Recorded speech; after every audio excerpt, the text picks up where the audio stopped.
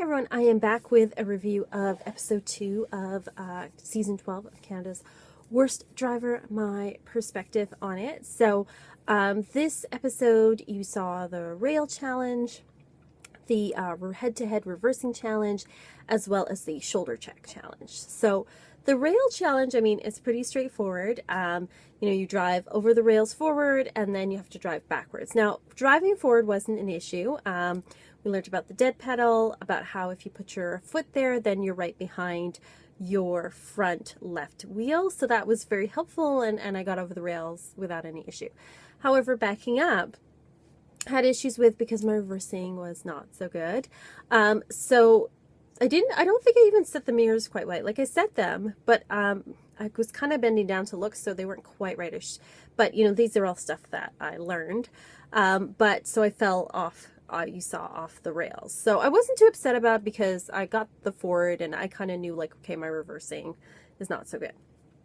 In the next challenge where we did the head-to-head, first of all, I have to give kudos to Daniela because she was not afraid and she just like the first few times she definitely hit a whole bunch of things, but she didn't let that worry her. And I think that that was something that I should have done, because I was so worried about hitting things. I was like almost paralyzed with like, oh, I don't want to hit anything. Where do I go? What do I do? And I got more and more frustrated and more upset. And I want to do things perfectly. And of course I'm not. And so I get upset and I'm afraid to take risks and to do something, like to try. And so it took me forever to just back it up, turn around, and then back up again. Whereas Daniela did it like 5 times while I did it. And then the last time she got it totally perfect. So I have to give like props to Daniela for, being willing to try and to do things. So, definitely watching that from the perspective of now, I was like, oh, I should have just gone for it. And I mean, even Andrew, you don't see this on camera or anything, but even Andrew was like, just hit it, just try, just go for it, just do it. And, like telling me like just to try, to learn. And I was so scared of doing it wrong that I didn't, I tried, but I was just, I didn't take risks or, do things to kind of test the vehicle and test what I could and couldn't do. So I have to give props to Danielle for that. And I was really frustrated and upset after that. They didn't show much of it, but I was really upset because, I wanted to do really well and I didn't. And I mean, I knew my reversing was bad, but that made me feel really bad about it. Like it was like, I don't know if I'm going to get this or not. So that's why I was so upset in the confession that you see. The next challenge is the shoulder check challenge. And I have to say that the lesson that Philippe gave us, which was actually about how to properly sit in the car, is one of the best lessons I think I've ever got. It sounds like this really simple things like how to sit in the car, but it shows you like how far forward you need to be, because you're supposed to sit so that if your leg that's on your foot that's on the pedal, or like on the pedal or the brake, if you had to slam on the brake, your leg would not be fully extended out. It would be slightly bent. That way, if there's any force, your body can take it better if it's bent than if it's straight out. So you have to make sure that you've moved your seat up close enough that you're able to do that, that if you were to put your foot on the back wall, it would be slightly bent. Also, that your shoulders should be against the seat, and you should be able to put your wrist on the top of your steering wheel so that there's a bend in your arm. Because again, if you're driving and you're driving like this with your arms fully extended and you take the force from a hit, this is going to hurt a lot more than if it's bent, because then it's more likely to go into the seat and not into you. And also to make sure that your seatbelt is across your lap and not across your stomach, which a lot of us do, because again, that could cause injury if you were to ever be in an accident.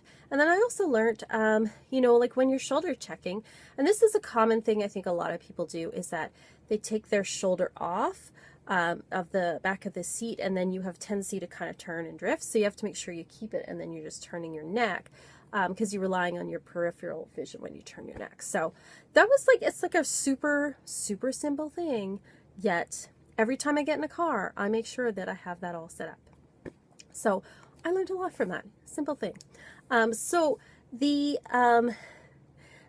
what do you call it? The shoulder check challenge.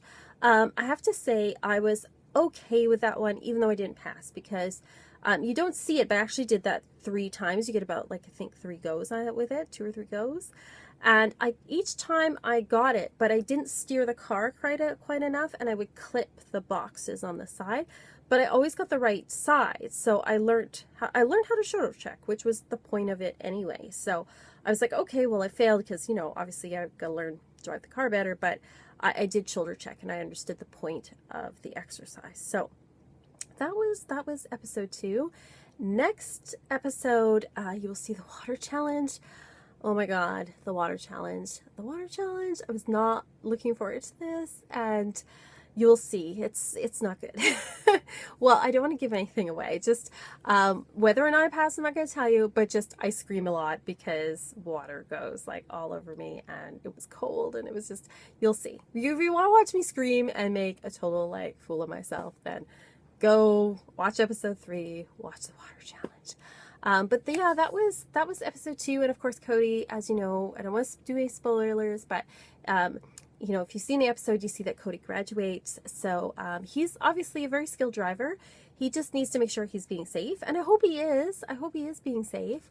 You know, I don't know because I haven't talked to him since, but I hope he is because he knows what he's doing. Like, he's a good driver, and he's a really lovely guy. And I also wanted to say thank you to everybody who has sent me messages of support and encouragement, because I really appreciate it. And so many people have said to me, oh, I don't think you're the worst. I think you just need some practice. You need some help. So I guess you just have to continue watching to see, am I the worst or not? I don't know. Watch and find out. I'll see you all next time. If you have any questions, put them in the comments below, and like and subscribe, and I'll see you all next time.